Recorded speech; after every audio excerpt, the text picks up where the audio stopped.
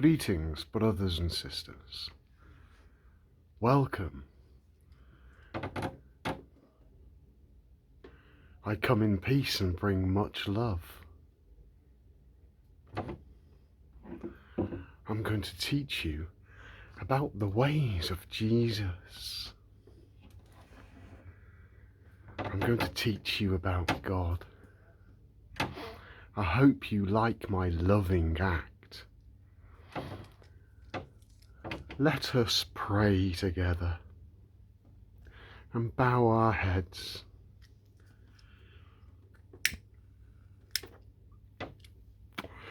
Fuck right off. There's enough of that shite out there. And it gets worse. Talk of reptilians and Palladians and what were the other ones? Arcturians and maybe there is, maybe there isn't. Who gives a fuck? There are enough problems in here without being concerned with the shite that's out there. Is it not so? The Apostle Paul, in Hebrew, I've said this before, I'm going to say it again, I want to reiterate something. In Hebrew, his name was Shaul. And this is ancient Hebrew, and when they wrote, they used pictograms, so it's pictographic. And they didn't write with vowels. So his name was spelt in the same way that they wrote Sheol. Now Sheol is the underworld, the lower regions of your body. Sodom and Gomorrah. Get it? And that's where the curled serpent lies. The curled kundalini, the mortal coil. It hasn't extended itself. It hasn't reached for the heavens. And so it remains mortal because it is not upright like a striking cobra. Get it? Simple symbolism in speech. So the Apostle Paul was associated with the lower regions. His name in Greek is Paulos, and it means little, lowly. Get it? So,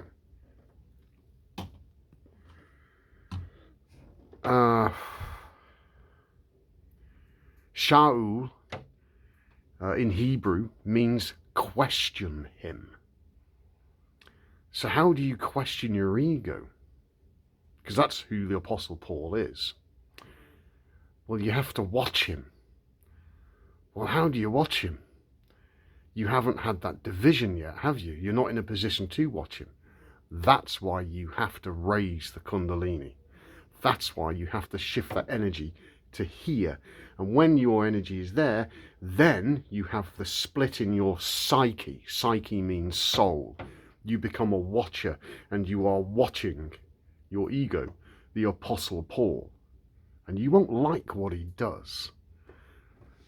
You're going to have as Paul puts it, you're going to have a spiritual war in high places.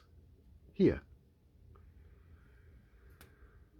Now it's written that, and this is what people struggle with, okay? People can't grasp this, so I'm going to elaborate on it so people can understand it, okay? It's written that the lamb will lie with the wolf. Now, the Apostle Paul came from the tribe of Benjamin, or Benjamin. And you can Google this and verify it yourselves.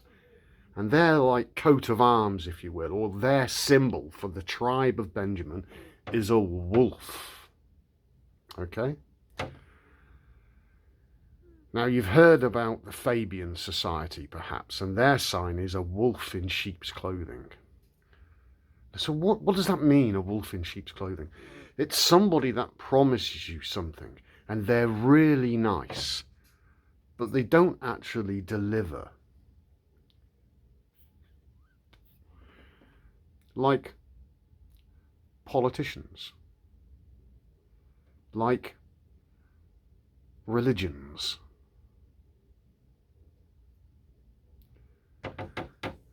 like patriotism, social, secular, humanism, statism. What other social experiments have we had? Democracy. That's two wolves and a lamb deciding what's for dinner, and the wolves are hungry.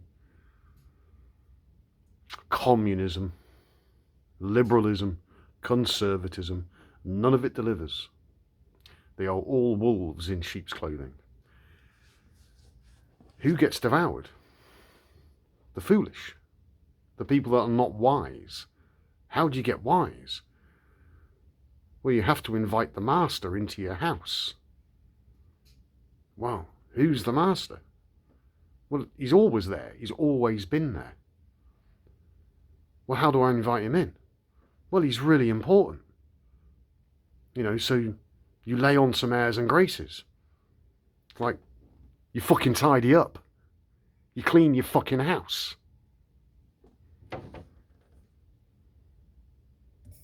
There's this symbolism, you know, the metaphors. They're really simple.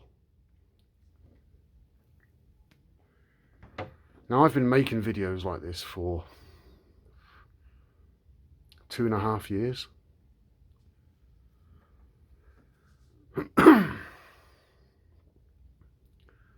And sometimes I feel that I'm headbutting a wall. It's really frustrating because I'm fighting myself as well. Okay, because I'm just further down the road than you. Some of you are further down the road than me. Nikki's one of them. But she won't admit it. Now, when you clean your house, energy flows.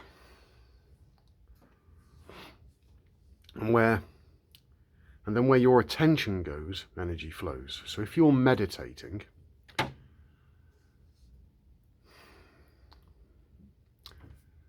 you're meditating by simply being. Now, when you're simply being, you are conscious, but you're trying to access the super conscious, if you will. Now, the super conscious has no boundaries.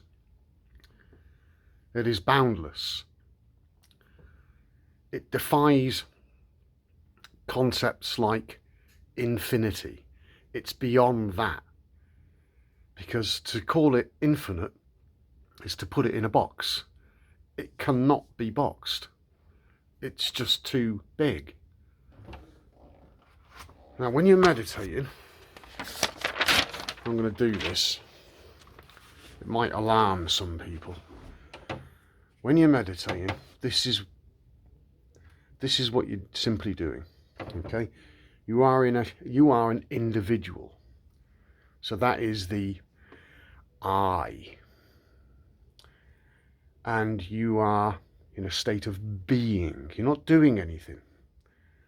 And when you are being, then you exist. You simply exist. So it is I am. It is I am that I am. Ahaya, Asha, Ahaya. Now, the biblical God's name, Yahweh, is in your breath. So when you're meditating, just put your attention on your breath.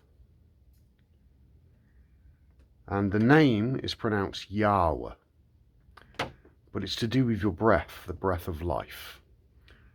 So it's like you breathe in the ether, if you will. So it's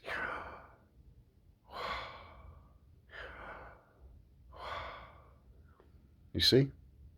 So with every breath, you are saying the biblical Father's name, Yahweh. Now, the character Jesus never ever said his name, but he often said, I am, which is often, in fact, always overlooked by the religious because they don't understand the importance of those words. Now, when your house is clean or getting cleaner, you will experience... Can you see that? That's your left and right hemispheres. Here is your cerebellum. That is cerebrum. Left and right hemisphere is the brain. Cerebrum. That is the cerebellum. In Latin, it's called the arbor vitae. It means the tree of life. So you've got the tree of knowledge, of good and evil, the tree of life, and you've got the corpus callosum, which is a bridge which joins the two hemispheres. And you've got that serpent, that cunning serpent. Okay? Now, as your house gets cleaner, energy starts to move. But you've got to store that energy. You don't want to be wasting it on frivolous things like anger or passion, lust, orgasms. You also want to protect the body, so you won't be anything. You don't eat anything processed. Don't eat anything that's burnt. It's written, I hate your burnt offerings.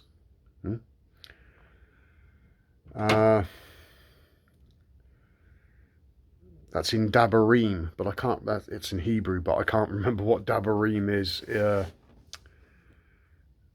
in English now. Doesn't matter. So the cleaner your house gets, okay, that mortal coil down at the bottom of your spine in Sheol, we'll call it hell. Yeah, the writing's all back to front. Don't worry about that. Pretend you're Leonardo da Vinci. Which you are, by the way. And when the snake, the serpent, is not being fed, it gets restless. So it starts to move about. Now, this will manifest in your body in many ways. You'll have something called a spinal sweep, where the energy might just go halfway up your spine, and it's like a hurricane or a tornado going up and down your spine a little bit. That's just a sweep. It's the body's, it's the energy just moving in the body. The body's, this natural intelligence in the body is like, wow, what's happened? I can function. We can do things, guys. And all the cells are talking to each other. The trillions of cells that make up your body, each one has its own divine individual intelligence. And they all start communicating. They're saying things like, fucking hell, guys. It's fucking climate change. The environment's much better. Get it? And the energy starts to move. And one day, when you're least expecting it, sometimes it happens in people's sleep, and it will wake them up. That energy shoots up the spine, like Dorothy being sucked out of Kansas, and it shoots into the brain, and it energizes the brain. It wakes Adam up.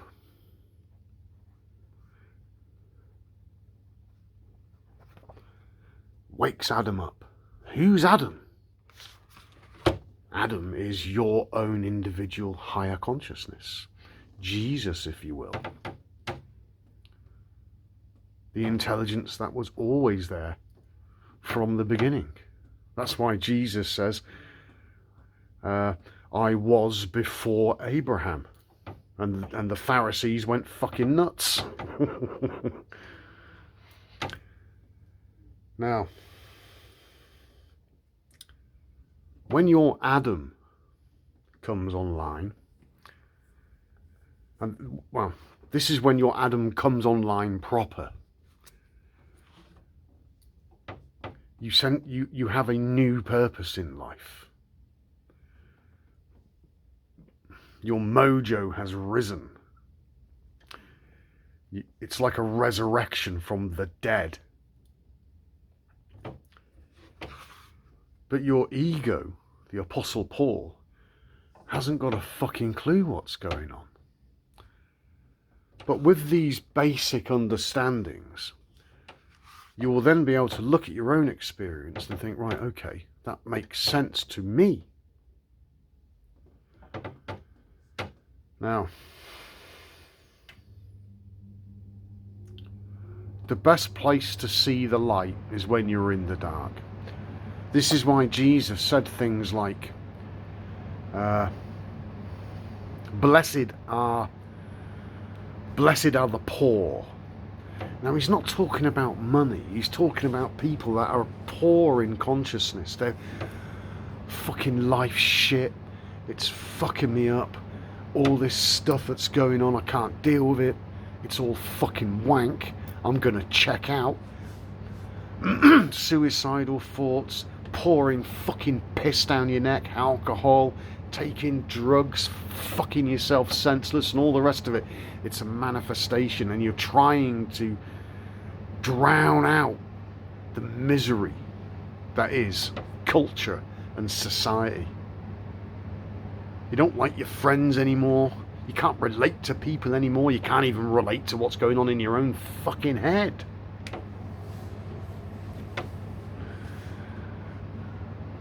That's where the journey begins. That's where it starts.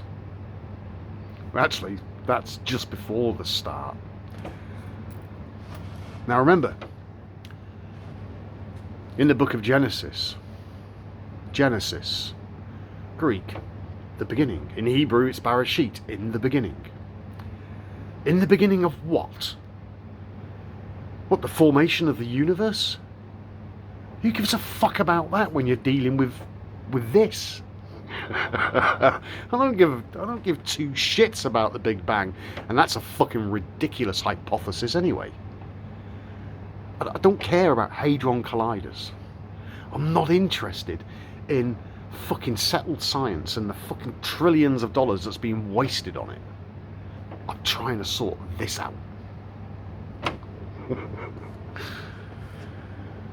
Now, in the beginning is when the serpent goes into the garden, tempts Eve.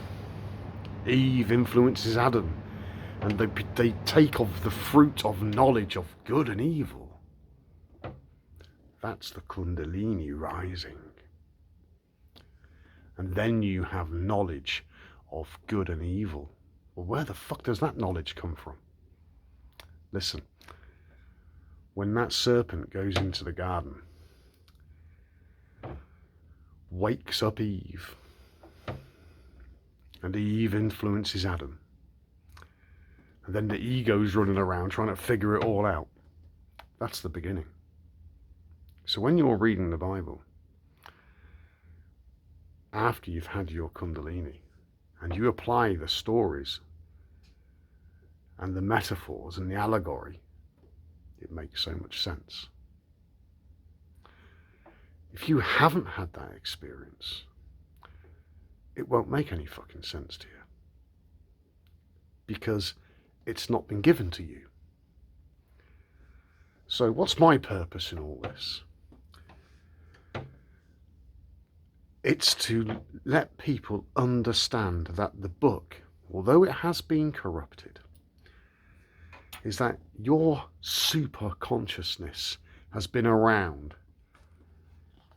I was going to say a long time, but where the super consciousness exists, there is no time. Time is the superconsciousness, and it is not. It doesn't have a beginning, it doesn't have an end, it just is. It is the supreme individual being.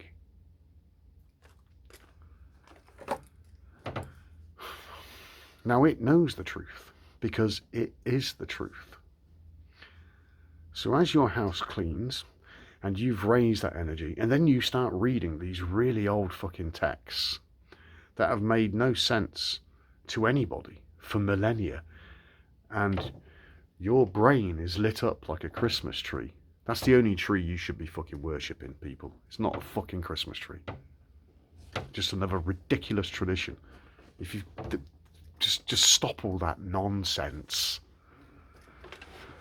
Now,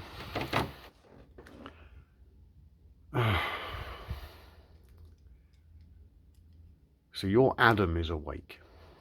Your super consciousness is awake. And that means that, effectively speaking, Jesus is in your house. Okay? And he's there to guide you. Your own personal Jesus. What was that band called? Depeche Mode. Personal Jesus. Great song. Now, so he comes online and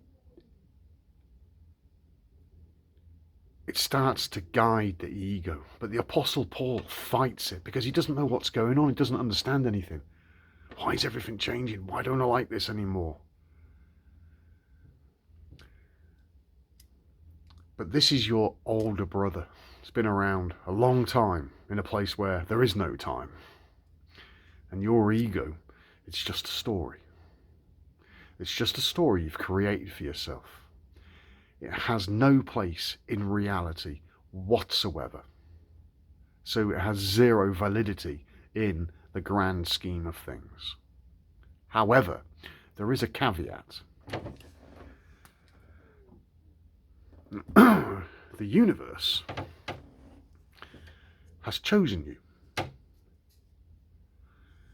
It's looked at the world, the stage, and it's looked at the actors going about their act, and it's looked for the ones that are poor, that are suffering. It looks for the ones that are trying to work it out on their own. They're on YouTube looking at all these videos, and they're being pulled backwards and forwards by all these different fucking channels, and they're not getting anywhere, and the frustration's building. They know something, but they don't know what it is, and it's doing their fucking nutting. So the universe kind of steps in, if you will. I'm not even speaking symbolically now.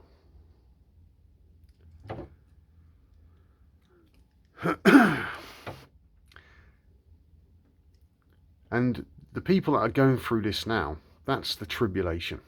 You are going through your own personal tribulation, and it is crushing. How long do you want it to go on for? It depends how long your ego holds on to it. It's up to you. Because when you recognize, with the help of meditation and the clean house and the master, wisdom, wise, dom is Latin, it means master, wisdom, wise master, he will teach you. And then you'll have no need for a knob like me.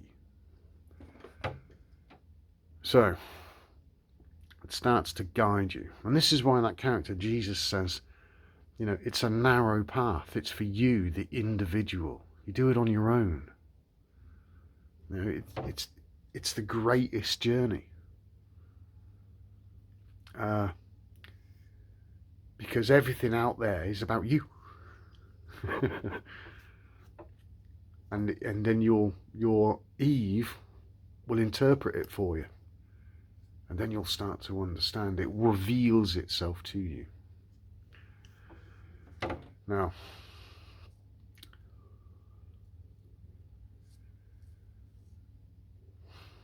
few people find it.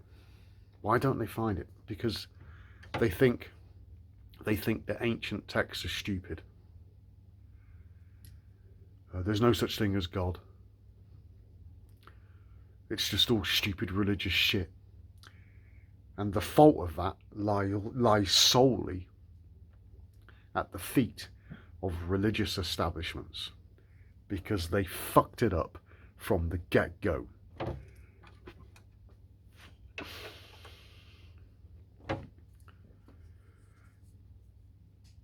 Now, the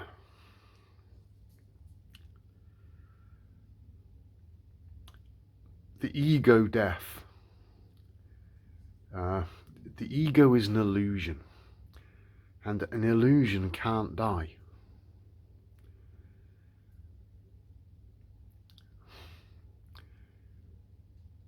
It can't die because it never lived. But the individual that overcomes their own illusions will be taught more, and it will be led on a road where you'll stop winking at God and sticking out your tongue, and you'll basically lock down, and you will, whatever jobs you've got, whatever it is you're doing, you're going to jack it all in, and you're going to go into your room and you're going to lock the door.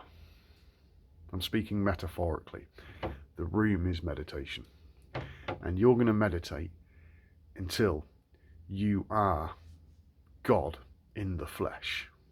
The Word made flesh. Get it? And people can't grasp this. They can't understand, because religion has taught everybody that there is only one God. There isn't. There are millions of gods. Billions of them, in fact. And they're all walking around, pretending to be something else. And it's quite amazing, because all these gods, they all fool each other. And when you get a glimpse at that, it kind of knocks you about a little bit. And then you have to remind yourself that you're an act as well, and it's all a big act. It's the biggest shit show in the galaxy. And who's running it? Higher consciousness. Have no doubt about that. It's all being ran by higher. Now, those little hidden hands that have been meddling, they think they're running it. No. That's foolishness. Much in the same way that you think that your ego does everything. It doesn't. It's an illusion. It can't do anything.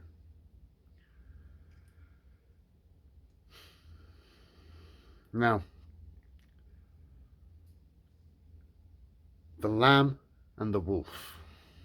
So I've established that the Apostle Paul, the ego, is the wolf. And the lamb is symbolic of higher consciousness, the sacrifice, the sacred secretion. And it gets burnt off. And the lamb and the wolf, they lie together.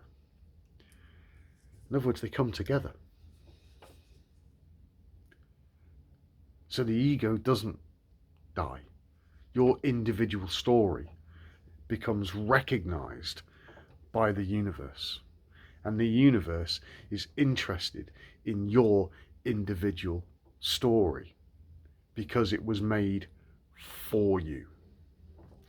And life has happened for you, not to you. And that's why it is a gift.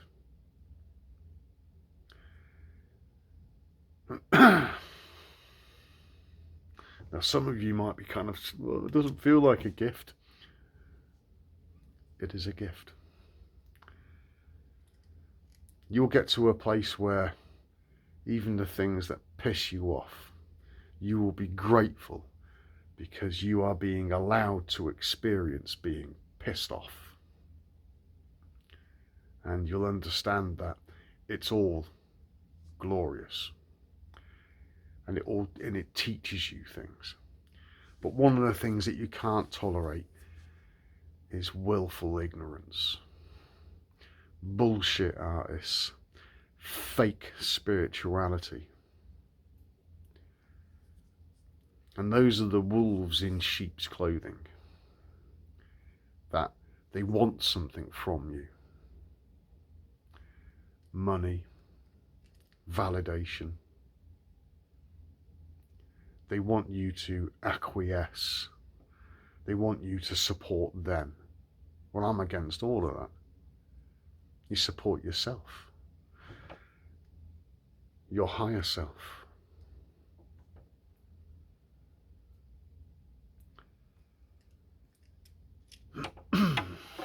Don't look to government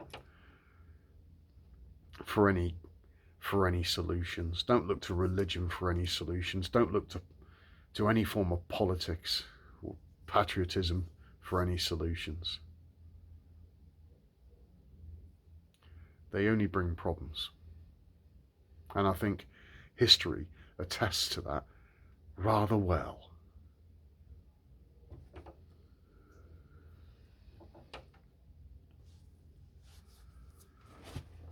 Get back to my little scribbles. So when you're meditating, you use your senses. I'll be covering this as well when I do the book, a bit more on the Book of Thomas. So you use your eye. This one here. Not them, they're the two fucking thieves. That one.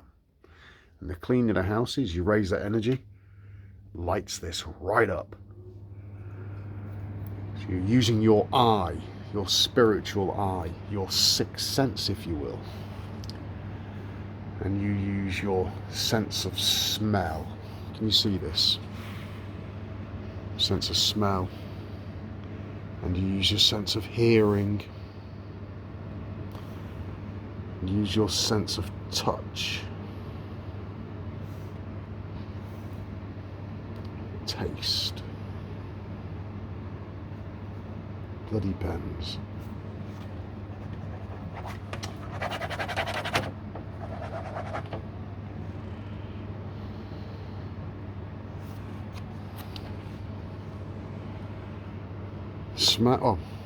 Use your inner eye. Sense of smell, hearing, touch, taste. What powers all this?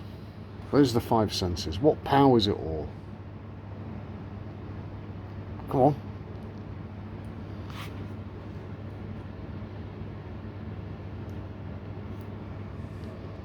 Consciousness. Now when you're meditating and you're watching and your senses, so as you're meditating, you become aware.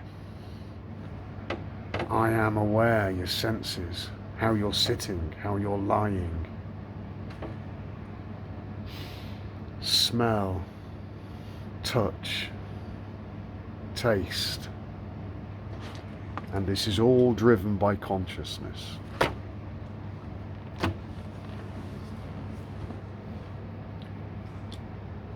And as you're breathing as well, that's powering the senses. That's the energy through the gas exchange into your lungs, into the blood. The life is in the blood.